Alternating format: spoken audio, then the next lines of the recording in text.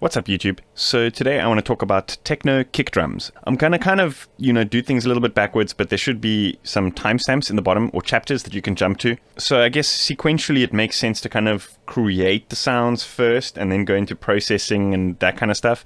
But I guess a lot of you guys are probably going to be using samples and that kind of thing. So I want to start off with the processing first, and then later on in the video we can look at creating kick drums from scratch. So yeah, let's dive into the video and have a look at what I'm talking about.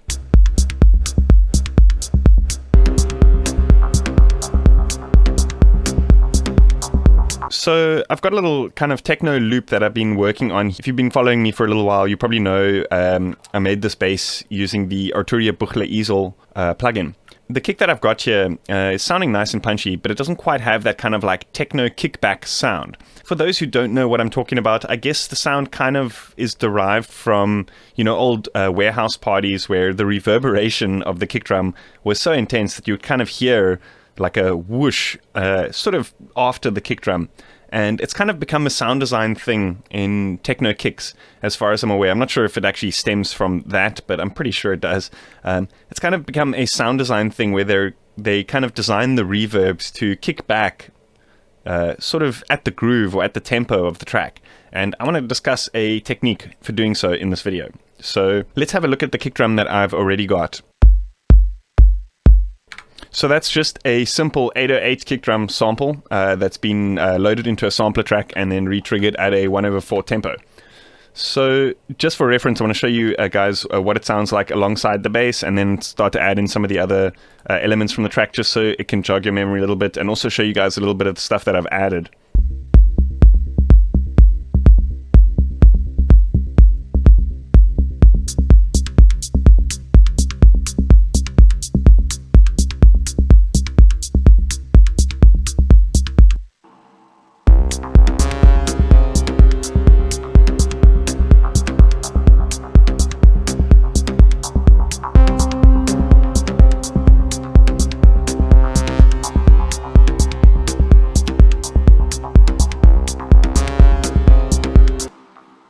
Okay, so you get the picture. Let's have a look at this kick drum. So I'm going to solo this, and I want to show you my favorite way of creating this kind of like kickback effect. So it's obviously made using a reverb. However, there's a couple of tricky things that make this a little bit easier. You could sidechain it. I want to show you guys a really cool technique using Kilohertz Snap Heap and a couple of the snap-in plugins inside this. So just to make things easier, I want to skip this first clip here in case I want to add some kind of pre-filtering or anything like that, and just jump to the second so I don't so I've got some space to move around and stuff afterwards. And here what we can do is let's just put a reverb over here. So essentially now, we don't just want the sound of a reverbed kick. We still want to retain the punchiness of our main kick, and then kind of just have a bit of reverb mixed in afterwards to the beat, if that makes sense. So here, let me just show you what it sounds like with the reverb, and then we can kind of make a few adjustments. So like I said, it's a little bit much, just straight up on the kick drum. But what we can do is we can use this kind of envelope follower that's built in here to create modulation on the mix, depending on how the kick is kind of playing off, if that makes sense. So here, let's switch this to ADSR mode over here, and that opens up all of our parameters here. And so what happens now is it kind of waits for a trigger from the channel, and it enacts a ADSR, which we can link to any one of these parameters. So I'm just going to link this to the mix real quick, and we can have a look at what's happening here.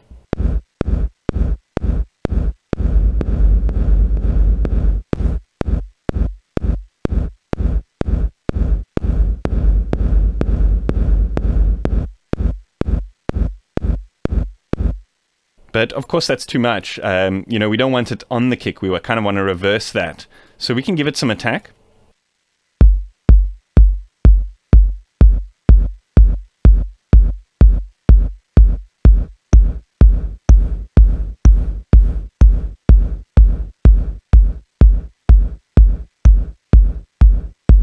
But now to really time it to the beat, I like to use a delay.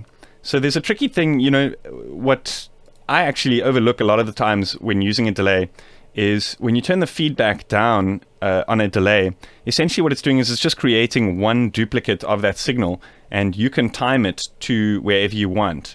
So let's say, for example, we wanted to kind of kick in on the, in between each of the kicks.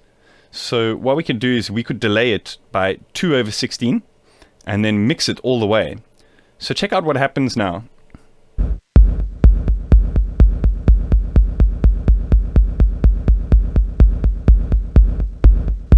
So here's where the tricky part begins. Because we don't want the original kind of kick sample to play through to the delay, what we can do is we can set this to a parallel channel. And now what's going to happen is this is going to be our clean kick, and this is going to be our reverbed and delayed kind of thing. So here, what we can do is let's turn off the mix here, set it to mix all the way, and then instead, let's use a gain here. So we can set this all the way down to 0, and let's modulate this by 50%. So sometimes this doesn't mute it all the way, so I'll just duplicate it, and that way, it goes all the way down to absolute infinitely 0. And now what should happen is we've got a clean kick, and then our kind of like side-chained reverb thing here, which we can then time.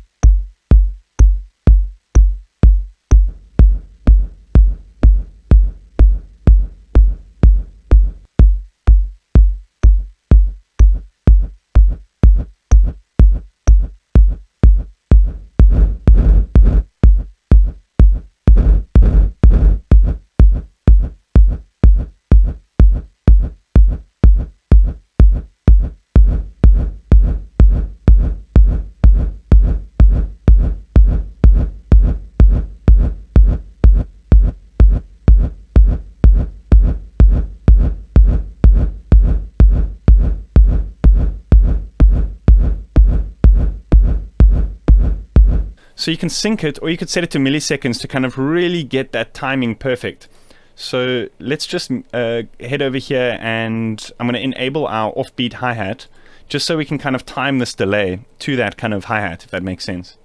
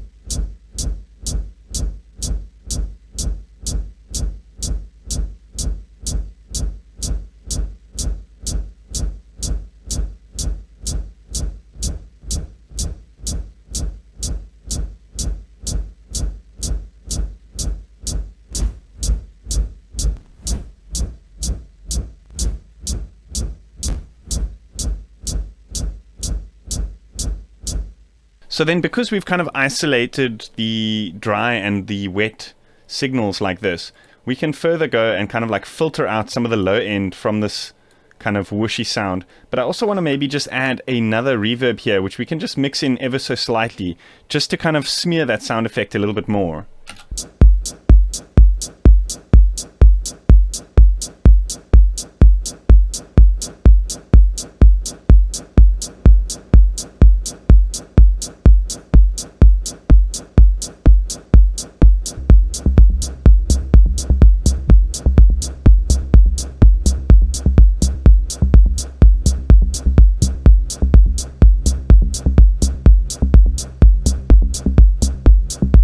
So what we can also do is we can create a sidechain effect to kind of remove some of that like whooshy effect every time the kick hits. So let's create a compressor on this channel, and let's set the sidechain input to main. So what that's going to do is it's going to set the main input to sidechain this. So you'll see here now this kind of like bar here fluctuates every time the kick hits as opposed to every time this audio plays.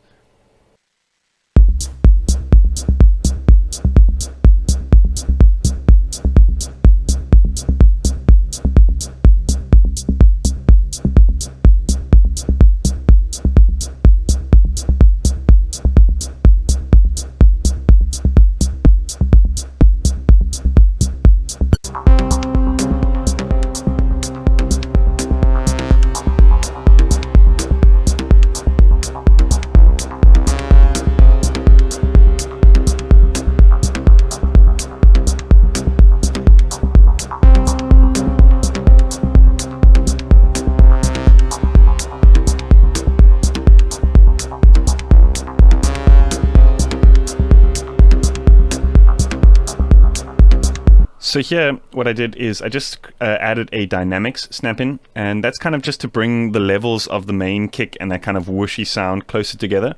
And then I used the transient shaper to kind of accentuate the punch of the kick, and then we could kind of control the body and the sustain, which kind of makes up for that like whooshy effect. We can kind of control them after the fact, which is a pretty cool thing.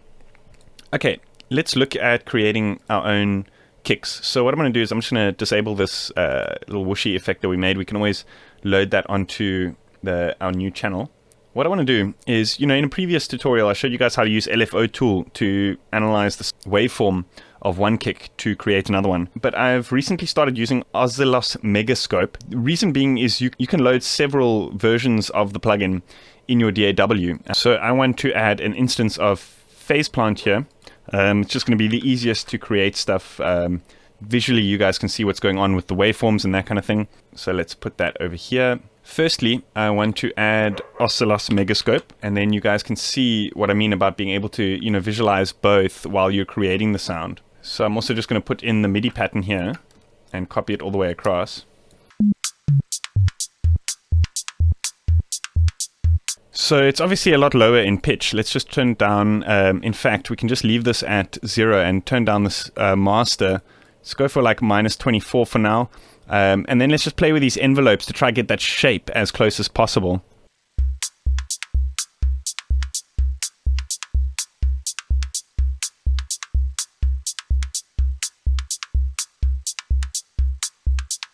So it looks like the kick that we're referencing is an A, and we're busy synthesizing it in C.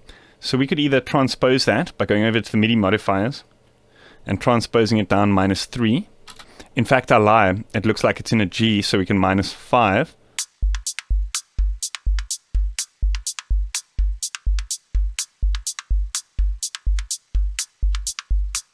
Okay, so that envelope size is looking good. Now let's have a look at sort of how long this pitch decay goes. And it's hard to tell, but you can kind of see how the pitch of these waveforms fluctuate, and measure it using the scope, and it'll show you how many milliseconds. Check this out.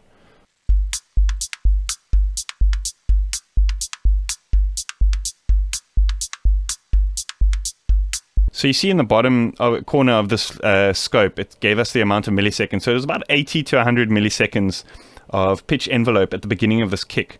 So let's go ahead and add an envelope over here. We can turn the attack down, and let's just start with punching in 80, and we can see how that goes. We want to turn the sustain all the way down, and let's just give it well, let's just see what sort of pitch this this first cycle is. D2 to G0.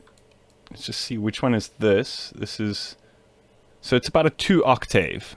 Let's just set this over here to modulate +24 over here, and let's just give it quite a brutal curve like this.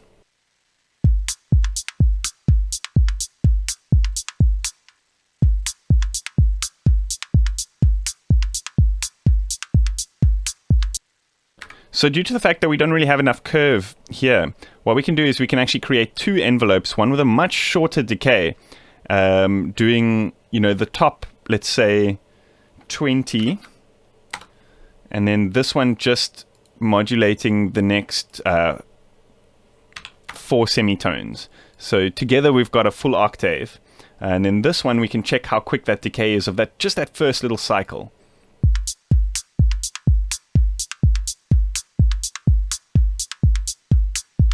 It says it's about 6 milliseconds, so let's turn this down all the way, get a very snappy thing going on. Let's just say 10 and we can audition this for now.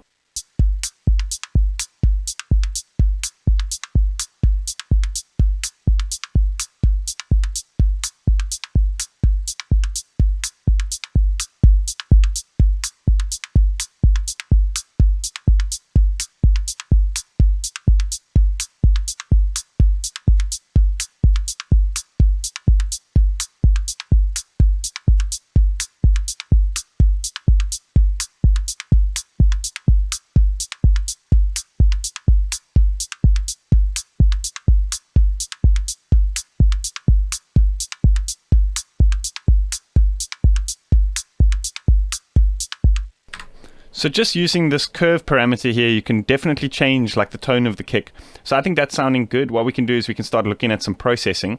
So I want to add a compressor here just to kind of even out the overall levels and peaks. And we can play around with the attack and release to kind of get it to punch a little bit nicer. But we can also use a transient shaper to do so.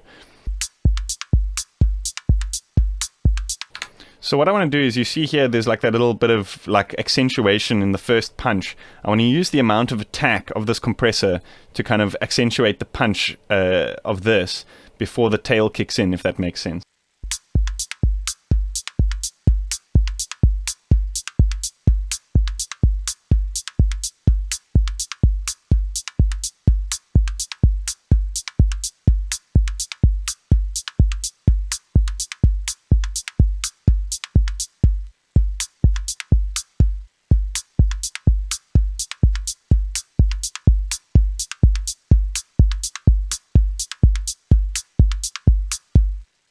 So now, because we've synthesized the kick, we can tune it to the key that we were working in, instead of having, something like a G, which I guess could work playing alongside a C. Let's turn this MIDI modifiers back to 0, so it should be playing a C, and then we can turn it down an octave.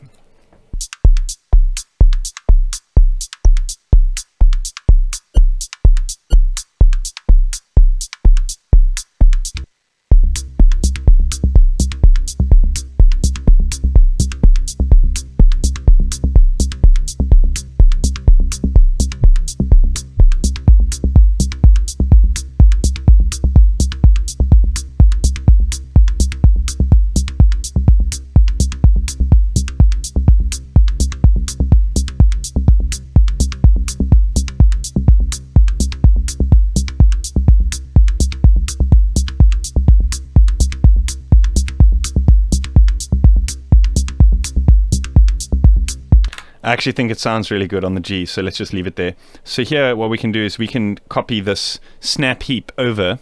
Let's just pull this over here. We can copy the snap heap that we created over onto our new kick drum.